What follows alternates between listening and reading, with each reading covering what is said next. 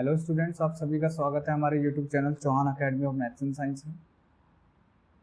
हम अपनी acid base and salt की सीरीज़ को कंटिन्यू रखते हैं। हमने लास्ट वीडियो में एसिड्स के बारे में पढ़ लिया था, आज हम पढ़ेंगे बेसिस के बारे में। तो बेसिस क्या होते हैं? वाटर बेसिस, इसका आंसर है those compounds which when dissolve in water dissociate into hydroxide और oxide ions are called basis.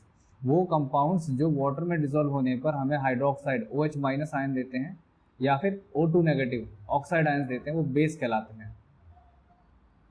Example के लिए NaOH sodium plus hydroxide ion में डिसोशिएट हो गया, KOH K plus plus OH minus ion में dissociate हो रहा है, CaOH whole twice Ca2 plus plus 2 OH negative में डिसोशिएट हो रहा है। तो यहाँ पर हमें OH माइनस आयन मिल रहा है, तो इसका मतलब ये बेसिस है। सोडियम ऑक्साइड Na2O ये डिसोशिएट होता है, तब हमें O2 नेगेटिव आयन मिलता है। MgO मैग्नीशियम ऑक्साइड जब ये डिसोशिएट होता है तब भी हमें O2 नेगेटिव आयन मिलेगा। कैल्शियम ऑक्साइड CaO ये डिसोशिएट होने पर भी हमें O2 नेगेटिव आयन देगा। O2 नेगेटिव आयन दे रहा है तब भी बेस ही माना जाएगा। Metal oxides are basic in nature, ये पॉइंट याद रखना है। Most of the metal oxides are basic in nature, ज़्यादातर मेटल ऑक्साइड बेसिक नेचर के होते हैं, मतलब वो बेस की तरह बिहेव करते हैं और एसिड्स के साथ रिएक्शन करके सॉल्ट वाटर बनाएंगे, उनकी प्रॉपर्टीज बेस जैसी होंगी। अब बात करते हैं एल्कली। एल्कलीज क्या होते हैं? एल्कली क्या होता है? ऐसे बेसिस जो वाटर में डिसॉल्व होने पर हम वाटर में सॉल्युबल होते हैं, ऐसे बेसिस जो वाटर में सॉल्युबल होते हैं उनको हम एल्कलीज कहते हैं। जैसे NaOH KOH OH वाले जितने बेसिस होते हैं वाटर में आसानी से सॉल्युबल होते हैं। तो एक स्टेटमेंट कई बार पूछी जाती है केस स्टडी में भी या एजर्शन रीजन में कि ऑल एल्कलीज आर बेसिस, सारे एल्कलीज बेसिस होते हैं, but all bases are not alkalies, सारे बेसिस एल्कलीज नहीं होते। सारे एल्कलीज बेसिस हैं लेकिन सारे बेसिस एल्कलीज नहीं हैं। इसको थोड़ा ध्यान से पढ़ते हैं। ऐसे बेसिस जो वाटर में घुलते हैं वो एल्कलीज है, इसलिए पहली स्टेटमेंट जो है वो एल्कलीज के बेसिस होने की बात करती है, लेकिन सारे बेसिस एल्कलीज नहीं है, क्योंकि कुछ बेसिस ऐसे भी होंगे जो वाटर में डिसॉल्व नहीं हो पाते, इसलिए वो एल्कलीज नहीं कहलाते। आगे चलते हैं, बेसिस की फिजिकल प्रॉपर्टीज पढ़ते हैं। हमने पहले भी पढ़ी थी, एक बार दोबारा इनको रिपीट करते हैं। Bases are bitter in taste, bases जो हैं वो बिटर होते हैं, कड़वे होते हैं टेस्ट के अंदर, टेस्ट में। दूसरी प्रॉपर्टी है these are corrosive nature, they can burn our skin, ये कोरोसिव नेचर के होते हैं, ये हमारी स्किन जला सकते हैं। जैसे एसिड के पड़ने से हमारी स्किन जलती है, सेम वैसे ही बेसिस के पड़ने से हमारी स्किन जलती है। कोरोसिव नेचर याद रखना है, ये हमारी स्किन को जला सकते हैं। दे चेंज रेड लिटमस ब्लू, ये रेड को ब्लू में बदलते हैं, रेड लिटमस को ब्लू में बदला जाता है। They are good conductor of electricity, ये इलेक्ट्रिसिटी के गुड कंडक्टर होते हैं, क्योंकि वाटर में डिसॉल्व होने पर आयंस में टूट रहे हैं, तो इसलिए ये गुड कंडक्टर बन जाते हैं इलेक्ट्रिसिटी के सॉल्यूशन स्टेट में, in aqueous solution, aqueous solution के फॉर्म में ये गुड कंडक्टर होंगे इलेक्ट्रिसिटी के। दे आर स्लिपरी, ये स्लिपरी होते हैं और छूने में साबुन जैसे चिकने लगते हैं। अब केमिकल प्रॉपर्टीज की बात करते हैं। केमिकल प्रॉपर्टीज में पहली प्रॉपर्टी है reaction of bases with metal, basis की रिएक्शन मेटल के साथ। When basis react with metal they form metal salt and hydrogen gas, जब बेसिस रिएक्ट करेंगे मेटल के साथ तो उसमें भी मेटल साल्ट और हाइड्रोजन गैस बनेगी। जैसे NaOH जो है जिंक मेटल के साथ रिएक्ट करके सोडियम जिंकेट और हाइड्रोजन गैस देता है। तो यहाँ पर हाइड्रोजन गैस के लिए हम पॉप साउंड टेस्ट करेंगे, pop sound test.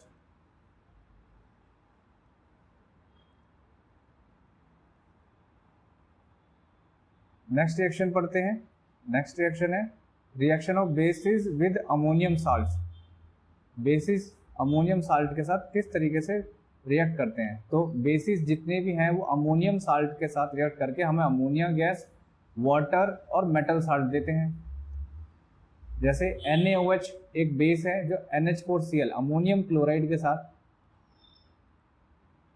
Ammonium chloride के साथ रिएक्ट करके अमोनिया गैस बना रहा है, अमोनिया गैस और वाटर, साथ में सोडियम क्लोराइड एक मेटल साल्ट भी बन रहा है। इसके बाद बात करते हैं तीसरी प्रॉपर्टी, रिएक्शन विद एसिड। जितने भी बेस हैं सभी के सभी एसिड के साथ रिएक्ट करने पे हमें सॉल्ट और वाटर देते हैं, और इस रिएक्शन को हम न्यूट्रलाइजेशन रिएक्शन भी कहते हैं। बहुत इंपॉर्टेंट रिएक्शन है, पेपर में आने वाली चीज़ है। जैसे सोडियम हाइड्रोक्साइड एक बेस है जो HCl के साथ रिएक्ट कर रहा है, तब हमें मिलता है सोडियम क्लोराइड और water.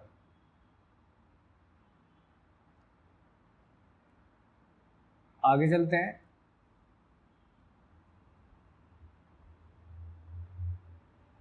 How to measure strength of acids और बेसिस। एसिड्स और बेसिस की स्ट्रेंथ को कैसे मेजर किया जाए? We can measure strength of acids and bases with the help of pH scale. हम पीएच स्केल की हेल्प से एसिड बेस की स्ट्रेंथ को पता कर सकते हैं, कौन कितना ज़्यादा एसिडिक है, कौन कितना ज़्यादा बेसिक है। तो पीएच स्केल क्या होता है? पीएच की फुल फॉर्म होती है पावर ऑफ हाइड्रोजन या पोटेंस ऑफ हाइड्रोजन। पोटेंस एक लैटिन लैंग्वेज का वर्ड है जिसका मीनिंग है पावर। तो पावर ऑफ हाइड्रोजन, यहाँ पर हम हाइड्रोजन की पावर देख रहे हैं। जितनी ज़्यादा H+ आयंस की कंसंट्रेशन होती है उतना ज़्यादा कोई चीज़ एसिडिक होती है, ये हमने पहले भी पढ़ा है। तो जो बेसिस होते हैं उनके अंदर H+ आयन की कंसंट्रेशन बहुत कम होती है, लेकिन OH- आयन की कंसंट्रेशन काफ़ी ज़्यादा होती है। तो पीएच स्केल की जो रेंज है वो 0 से 7 तक और फिर 7 से 14 तक की रेंज है। तो 0 से 7 के बीच में आते हैं एसिड्स और 7 से 14 के बीच में आते हैं बेस, और जो 7 है ये होता है न्यूट्रल पॉइंट। इस पॉइंट पर कोई भी चीज़ अगर है तो उसका पीएच 7 है, तो मतलब वो न्यूट्रल है, ना एसिडिक ना बेसिक, न्यूट्रल। तो यहाँ पे लिखा हुआ भी है, अगर पीएच तुम्हारा 0 से 7 के बीच में होगा तो एसिडिक सॉल्यूशन होगा। एग्जांपल के लिए हाइड्रोक्लोरिक एसिड हो गया। अगर पीएच तुम्हारा 7 होगा तो न्यूट्रल सॉल्यूशन होगा। एग्जांपल के लिए वाटर हो गया। अगर तुम्हारा पीएच 7 से 14 के बीच में आता है तो बेसिक सॉल्यूशन, एग्जांपल के लिए सोडियम हाइड्रोक्साइड एक बेस हो गया। पीएच कैलकुलेट करने के लिए एक मैथमेटिकल फॉर्मूला भी है कि पीएच बराबर होता है pH equals minus log H+ ions concentration. Log के साथ H+ आयन की कंसंट्रेशन को हमें नेगेटिव साइन लगाना पड़ेगा तो हमारे पीएच की वैल्यू आती है। मान लेते हैं कि H+ आयन की एक सॉल्यूशन के अंदर कंसंट्रेशन 1 × 10⁻⁻6 है, -6। तो इसका पीएच हम निकालते हैं। तो एक बहुत ही सिंपल सा फॉर्मूला है, log 10A इक्वल्स होता है A के, मतलब log 10 की पावर जो भी होगी वही उसकी वैल्यू होती है। तो यहाँ पर pH क्या है? -log 10 की पावर -6। तो ये -6 इसकी वैल्यू होगी इतने टर्म की। यहाँ पर हमने नेगेटिव अलग से भी लगा रखा है, तो ये नेगेटिव अंदर जो -6 आया उसके साथ कैंसिल होकर 6 बनाता है, तो pH आ गया 6। अभी क्वेश्चन आता है, क्या एसिडिक सॉल्यूशन के अंदर OH- आयन होते हैं? हाँ होते हैं। Yes, acidic solution contain OH- ion. Acid के सॉल्यूशन भी OH- आयन होते हैं, बस उनकी कंसंट्रेशन बहुत बहुत कम होती है, इस वजह से वो एसिडिक सॉल्यूशन कहला रहे हैं। ऐसे ही क्वेश्चन बन सकता है, क्या बेसिक सॉल्यूशन जो होते हैं उनके अंदर H+ आयंस होते हैं? बेसिक सॉल्यूशन वो होते हैं इनके अंदर OH- आयन होते हैं, क्या फिर भी उनके अंदर H+ आयंस हो सकते हैं? हाँ हो सकते हैं। यस, बेसिक सॉल्यूशन के अंदर H+ आयंस होते हैं, लेकिन उनकी कंसंट्रेशन भी उनमें बहुत कम होगी, तभी वो बेसिक सॉल्यूशन कहला रहे हैं। अब बात करते हैं यूनिवर्सल इंडिकेटर की। एक यूनिवर्सल इंडिकेटर क्या होता है? It is a mixture of different dyes. ये डिफरेंट डाइज का एक मिक्सचर होता है which can identify the pH, जो पीएच आइडेंटिफाई कर सकता है किसी भी एसिड या बेस का, बाय शोइंग डिफरेंट कलर्स। इसमें अलग अलग कलर्स को शो किया जाता है, जिससे हमें पता चलता है कोई चीज़ कितनी एसिडिक है, कितनी बेसिक है। कुछ और डिफरेंट टाइप के बेसिस पढ़ लेते हैं एक बार। डिफरेंट टाइप ऑफ बेसिस या क्लासिफिकेशन ऑफ बेसिस में पहला है स्ट्रॉन्ग बेस। कौन से होंगे? जैसे स्ट्रॉन्ग एसिड्स होते हैं ऐसे स्ट्रॉन्ग बेस भी होते हैं। Those basis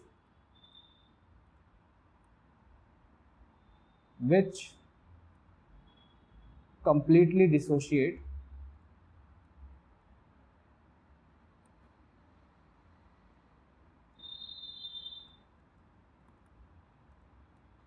into ions and give large number of, इसकी जगह हम कंसंट्रेशन भी लिख सकते हैं, हाइड्रोक्साइड आयंस। एग्जाम्पल के लिए NaOH sodium hydroxide, KOH potassium hydroxide, ये स्ट्रॉन्ग बेसिस हैं। एक होते हैं weak basis,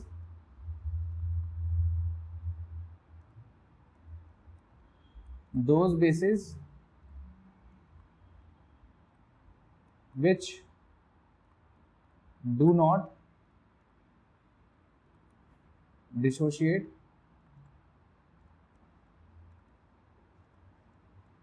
into which do not completely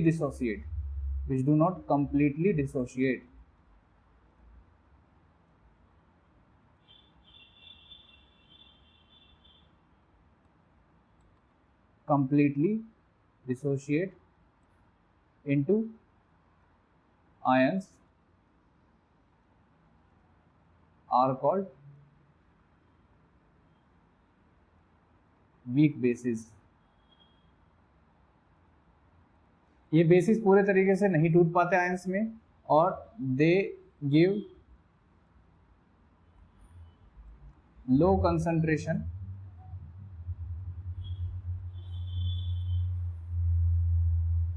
of OH negative ions. इसमें आयंस की कंसंट्रेशन बहुत कम मिलती है। एग्जाम्पल के लिए MgOH होल ट्वाइस, इसे हम मिल्क ऑफ मैग्नीशिया भी कहते हैं। ये एक वीक बेस है, इसको एसिडिटी के क्योर के लिए भी लिया जाता है। आगे पढ़ते हैं।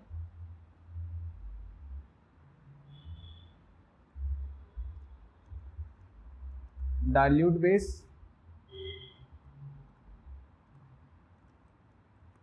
वो basis solution, those basic solution in which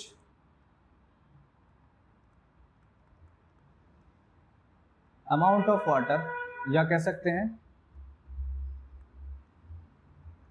concentration of water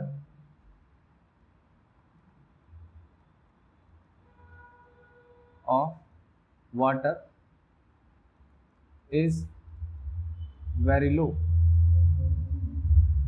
जिसमें वाटर की कंसंट्रेशन बहुत ज़्यादा कम होती है। डिल्यूट बेसिस वो होते हैं जिनमें वाटर की कंसंट्रेशन सब बहुत ज़्यादा हाई होती है, is very high. Those basic solutions in which concentration of water is very high and concentration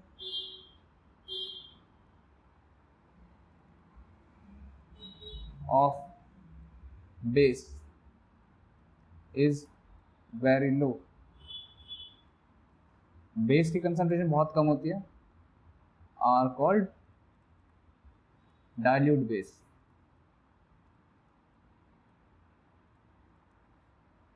number 4 है concentrated bases. Concentrated base,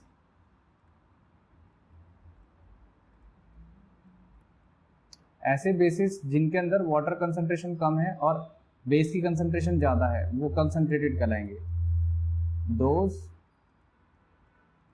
bases in which concentration of base is very high and concentration of water is very low are called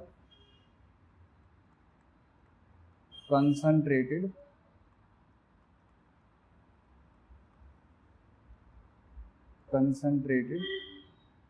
bases।